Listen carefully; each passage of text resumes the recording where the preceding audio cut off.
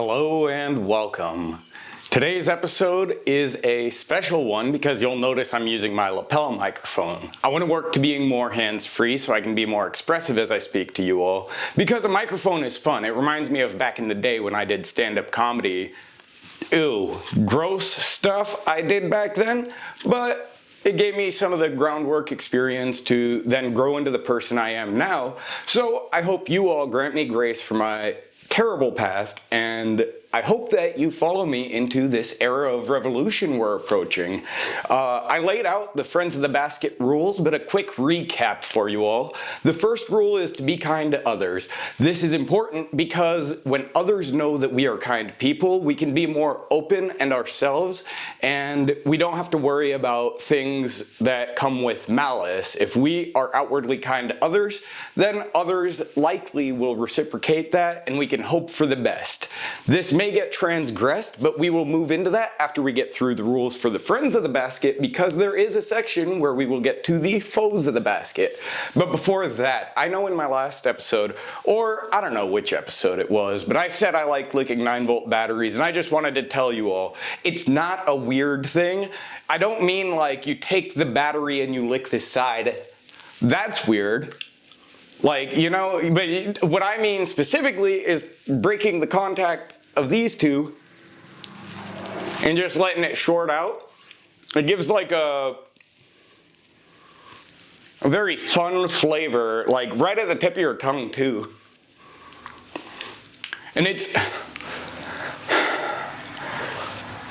really fucking good. You should give it a try if you have a 9-volt battery handy. I try to keep them handy just in case, you know? You never know when you get a hankering. I learned I like that feeling because back in the day they had those trick pens where when you go to press them, it would shock people, and I would love just handing that off to people and watching them go, ah! When I was younger, there was one night I was holding it and then I accidentally fell asleep while on top of it, and so I got charged up all night with the low voltage offshoot of those batteries. Anyway, back to the rules for the Friends of the Basket. First rule is be kind to others. Second rule, be kind to yourself. Now the reason this one is the second rule is because sometimes the best way to be kind to others is being kind to yourself. So if you find you're struggling with rule 1, you can always focus on rule 2 of being kind to yourself. What do you need right now? For me, I carry around what's known as a here and now stone. It's a stone that keeps me grounded and present. Actually, I have it here. And by having something in my hands, no matter how anxious I get, those thoughts are all held in an abstract, whereas this rock is held in my hand. So if I focus on holding the rock, I don't have the mental capacity to also focus on the things that concern me. Little tools like this I learned in therapy. Like this one I've had for like 2 weeks, and it has been an absolute boon in my life. But be kind to yourself. And then the third rule, avoid doing nothing. If you see something wrong, say something. Make a difference where you can, because so often complacency is how we get to situations where things start falling off the tracks, and then pretty soon we're so far off the tracks we don't know if we're even going to the same place anymore. I mean, look at our country. We were on an upward trajectory of like prosperity because we moved from the slave labor system to a more industrial working system, but then we had a technological revolution and never accounted for the increased productivity that would result from that. So we as the proletariat often disregard the value we produce, even though what we do is incredibly valuable. The way I've learned to exercise this is by working with a local nonprofit. I've actually partnered with them. And I don't want to give the name of it. I want that to kind of be a surprise because I'm going to possibly be appearing on one of their podcasts, which is a lot more talking than I typically do here with you. But other people will get to interact with me on camera, and I'm so excited for it. It's going to be an absolute blast. But I don't want to take up all your time, so let's get to the Foes of the Basket. This is how we will treat people who are not kind to us. Because again, the first rule, judge not lest ye be judged. If we are kind to others and they are not kind to us, we no longer need to abide by the first rule. And we go into the Foes of the Basket. For them, easy. It's already in the zeitgeist. 3 words. Gaslight, gatekeep, girl boss.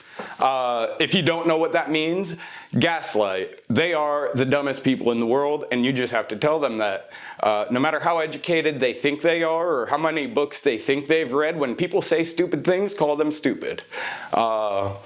The second part, gatekeep. Oh, I'm a gamer. And then they go on to talk about DEI in games. Are they really a gamer, or are they just like an Asmongold viewer? Big difference between the two, and you can easily dissect which one of the styles this person is, because gamer has become a dirty word, I think. With Gamergate, that pushed me away from my love of games in a very, like, sort of, I had to start playing solo games. And now I look back at the old games where you didn't have to buy loot boxes and pay for extra lives, like in Devil May Cry 5. That was a gross experience to die and it be like, do you want to pay 10 bucks to try again? Ugh. Ugh. What am I playing at a home arcade? Gross. If I want a home arcade, I'm going to play the good arcade games like Donkey Kong. By the way, if you haven't seen King of Kong, it's the greatest documentary ever. It tells the story of good versus evil, framing it between Steve Wiebe from Washington State, my alma mater. Oof, goof. I don't want to call it that. Pacific Northwest. It's a good place if you like not seeing the sun very often and everyone kind of being suspicious of each other and no one ever enjoying being outside. But it's sunny like a week every so often. Like maybe you get like a nice 3-week summer or something. But I went and visited it for Thanksgiving. Not a fan. I'm from there, but yep. Now I only visit there. So I say sometimes that's home, but home to me is where the heart is. And sometimes I think about my family back home. Sometimes I think about my family in my current home. It's all relative. But gatekeeping the good gamers, keeping that term sacred and calling these other people not gamers, calling them something like Asmongold viewers, which I don't know anyone who would proudly wear a title like that. I mean, he's got a lot of viewers, I understand, but like, could you imagine going and listening to that guy for political opinions? It's like when Eminem came out about like Donald Trump, and it's like, I'm not sure if like the white rapper who came out of the trailer parks is the guy we want to be listening to about presidential politics. Wish I wasn't so silly back then.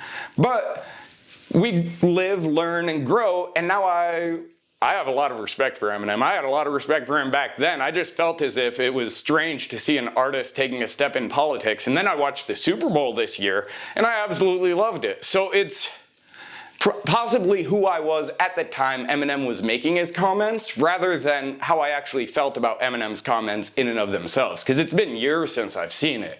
But when you see someone like Shaquille O'Neal advertising Gold Bond, all you can think when you get athlete's foot is, well, Shaq's got big feet, so he definitely knows what product we ought to be putting on it, right? Same thing with auto insurance. You see him with General Auto Insurance, it's like, gee whiz, Shaquille O'Neal, you must have a DUI on your record. It's okay, big boy. I'm sure you're a big tank in the fucking bars, but anyway. Sorry, I got a little, oh, girl boss, just take charge. Just be in charge. Don't let these cowards come up and, you're not worth anything. Okay. You're the one going up to people saying they're not worth anything. What does that add to society? Doesn't seem like a whole lot. But you have to reflect that onto them. So that's what Gaslight Gatekeep Girl Boss is all about as regards to the foes of the basket. Now, there is one thing I'd also like to get into, because oftentimes if we're in this part-time revolution where we all live paycheck to paycheck and we want to be a part of the modern Labor Party, but there is no modern Labor Party. Instead, we will have the modern labor movement. So I hope you all follow me and then find 2 friends and have them follow me, but they'll also be following you. So then if you look at it, I'll be up at the top, sticky basket up here, and oh, actually we have a new picture that'll kind of paint it out. You got the people up in the bourgeoisie, we rule you. The people in the technology, in the reporting, we fool you. The people in the military and who uphold it, those are the people we shoot at you. Then you have the people who are wealthy and doing well, and they kind of have their own businesses and are just enjoying the luxuries of modern society. That'd be the white people. We eat for you. And then down here you have the other sort of representatives of political dissent, and we divide you because everyone takes their stances and they stand against each other with so much bigotry. And anyway, down at the bottom you have the laborers. We work for all, we feed all, and that's the pyramid of the capitalist system. So what we're gonna do is we're gonna build the pyramid of sticky basket, and instead of money up at the top, we're gonna put sticky basket here. And then if you're in this first section, you are one of the first viewers, so feel privileged to go and find my news network, go and find my social media site. If you wanted to start a private militia, we have the Second Amendment where we can do that. And you know what? If you just want to eat and be happy, we're gonna go ahead and build this part of the pyramid, and then all the bigots are down here. And you know what? The workers, we like those people. So what if we took the workers and put the workers in the part that's eating and shooting and fooling? And fooling is in a fun term, you know? That's like the we fool you because like we're just we do a bit of trolling here in the revolution. And we rule you? Well, I mean, yeah, I just let you know the rules. And as far as capitalism, let's just go ahead and change that with communism. Love your neighbor. Be a good person. And I think our new pyramid's gonna be much better than that one. But that's what my intention is. So go ahead and find 2 of your friends to join the MLM of Sticky Basket. And I look forward to seeing you all in the next one. Again, there's a lot that's been going on, and I'd love to share even more with you, but already I've reached kind of long, and I know I'm talking quite a bit. But I'm just so excited, and it's such a privilege to be here. After everything that happened in my life, I didn't ever think I'd get the opportunity to share the way I see the world. But honestly, an artist, Luna Wynn, she made this a few years ago, and then the book, I'm going to link it in the comments, it's from Banyan House. It's the book I've been reading, and it's the curriculum on Marxism and Leninism as it pertains to dialectical materialism, which is the way in which our constructs of the world interact with the world around us. The greatest thing we can do right now as individuals is break the rules. Civil disobedience is the only thing that will undermine the structure we currently live under, and as long as we're kind to others, for the most part, you can get away with it. A lot of rules get kind of swept by the wayside because enforcement comes down to whether or not people are willing to be in this enforcement class.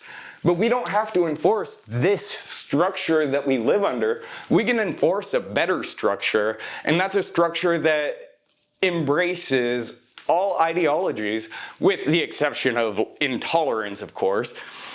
But intolerance can be trained out of a person through education. If someone is taught the proper things, I am certain they can come out of the degree of ignorance that causes them to see other people as less than human. Again, another thing about gamers is they have this concept that other players or people are NPCs, and I think it's funny because sometimes on the weekends I like to go and roller skate in a circle, and I call myself an NPC during that time because if someone came up to me while I was roller skating and asked, hey, is there anything you need?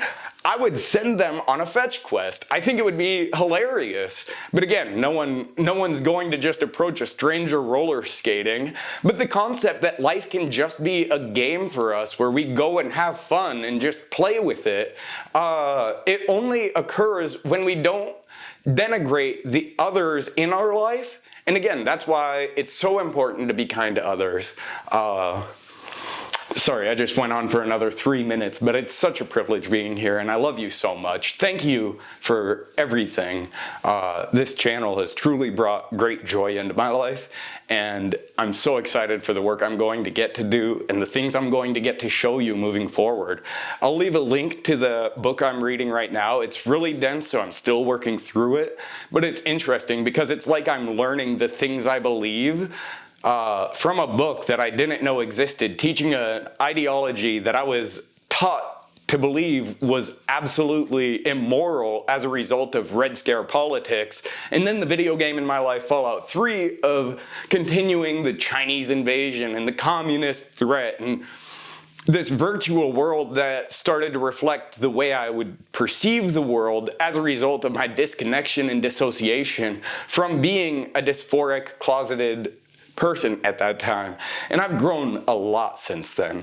And I just am thankful that you gave me the opportunity to be here and be present for you all. It's absolutely the greatest blessing in my life. And I refuse to believe that God is the one that granted it to me, because it's you. So thank you so much. I will see you in the next one. And oh my goodness, there's so much more I have to talk about. But I gotta call it here. So, love you. Bye.